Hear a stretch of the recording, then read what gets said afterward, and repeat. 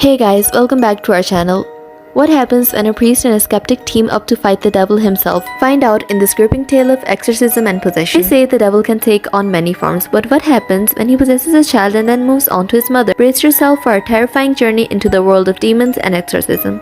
The story opens in Tropea on a summer day in 1987. Father Gabriel, the chief exorcist of the Vatican, receives a call to exorcise a young boy who is believed to be possessed by the devil. During the exorcism, the devil possesses a pig and Father Gabriel provokes the devil until he is forced to leave his body. The movie then shifts to Julia, who has just moved to Spain with her children Amy and Henry to a house that was inherited from her husband's family. The church is being renovated and Julia plans to sell it once it is fixed and return to America. Henry discovers a hole in the basement wall that reveals the Vatican symbol. On July 2, 1987, Father Gabriel is called to Rome for questioning about the exorcism he performed in Tropea without Bishop's permission. During the inquiry, Cardinal Sullivan informs him that the position of chief exorcist is recommended to be abolished by the Congregation of the Doctrine of the Faith, citing outdated beliefs.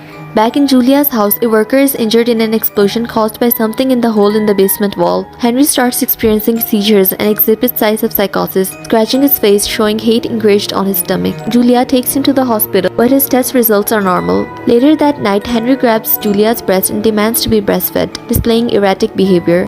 Father Thomas is called for help, but Henry rejects him, claiming they sent the wrong priest. The situation becomes increasingly dire and Julia seeks help from a psychiatrist. The family continues to experience unexplainable events, leading them to believe that Henry is still possessed by the devil. On the other hand, Gabriel meets the Pope, who commands their work and shares his concern over the disbelief in Satan. Gabriel is tasked in solving Henry's case as he fears a dangerous devil is at play. He is urged to go to Spain immediately to help the child. Gabriel meets Father Thomas upon arrival in Spain and is pleased to find that he has read all his articles. Thomas brings Gabriel to Julia's house to meet Henry and assesses his condition. Gabriel attempts to communicate with Henry, but the boy does not respond until Gabriel starts to pray. Henry reveals that the demon enjoys ruining his innocence and that he is his biggest fear. The demon vomits a bird out of Henry's mouth and Gabriel is frightened. The demon warns Gabriel that his sin will find him out and that he will meet him soon again. Gabriel tells Thomas that the devil knows things he should not know and wants to talk to Henry's mother to understand why he was chosen. Julia reveals that Henry witnessed his father's death, which deeply traumatized him. Meanwhile, Amy hears noises and goes to check on Henry, but he suddenly wakes up and scares her. She receives a phone call from their father, who warns them that they will all die. Gabriel tells Thomas that the demon is powerful and that Henry will not survive for long. A demon possesses a young boy named Henry, and the only way to save him is to perform an exorcism. Father Gabriel prepares Thomas, a young priest, for the ritual and instructs him not to speak to the demon. During the exorcism, the demon tries to distract Gabriel with memories of a past war incident, but he remains focused. However, Thomas, who has never seen an exorcism before, becomes frightened when the lights suddenly go out in the room. Gabriel uses a lighter to see and suddenly sees Roselia, a girl he was unable to save, who tells him that his sins will seek him out. Gabriel claims that his sins have been forgiven, but Roselia insists that he cannot forgive himself for her death. He accuses him of not believing her and allowing her to die, and then she vanishes. After the exorcism is complete, Henry reveals that Thomas had an affair with Adela, a girl whom her family greatly respected. This news angers Thomas and he attempts to strangle Henry, but Gabriel stops him, explains that this is the devil's trick. The demon tells Gabriel that he has been trapped and that he will destroy him. Gabriel prays to God for forgiveness for his sins and realizes that the demon is using Roselia's memories to deceive him. He decides to investigate a park where he finds the Vatican seal and remembers that the Pope has warned him about the problems at that location before.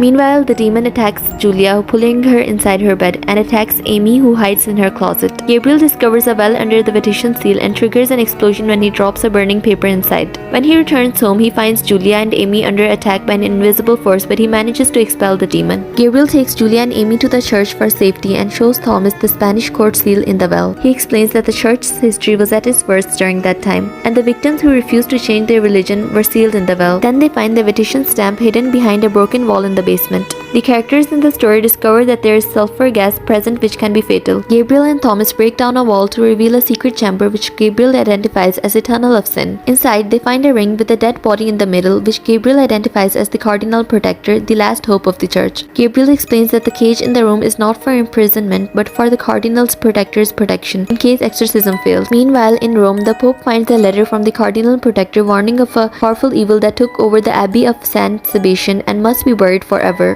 Gabriel and Thomas find Father Ohido's corpse in the tunnel, and he gives them a book that reveals the history of the demon, Osmodius, who possessed many people for centuries. Amy and Julia are also under the devil's control, but they are eventually freed by sedatives. Gabriel confesses that he failed to help a woman named Rosaria, who later committed suicide, and this has burdened him. The group returns to the house for the exorcism, and the devil fully possesses Henry. Gabriel and Thomas begin the exorcism, and the devil challenges them to confess their sins. When they perform the exorcism, the devil tries to distract them, but Gabriel asks Thomas to pray, and they start reciting prayers together. The devil weakens and faints after screaming loudly, and Henry's mother is called for help. However, they later find out that the devil has now possessed Amy, which terrifies everyone. Gabriel agrees to become the devil's slave to release the children, and the devil possesses him. Later, Thomas finds Gabriel sitting on a throne in the catacombs, but the devil tells him that Gabriel is no more. Thomas reminds Gabriel of who he is, causing the devil's grip to weaken. They both start reciting prayers, and the devil gets imprisoned back in hell. 2 days later, Gabriel and Thomas are praised by the Pope for their work, and they agree to find and defeat the remaining demons in the world. Gabriel and Thomas have completed their mission to exorcise the demon and save the child, but their work is not yet done. As they prepare to face the many demons left in the world, they do so with renewed faith and strength, knowing that their call to serve and protect will continue for as long as they live. That was all for today, guys. Hope to meet you again. Please don't forget to subscribe our channel. Bye, guys.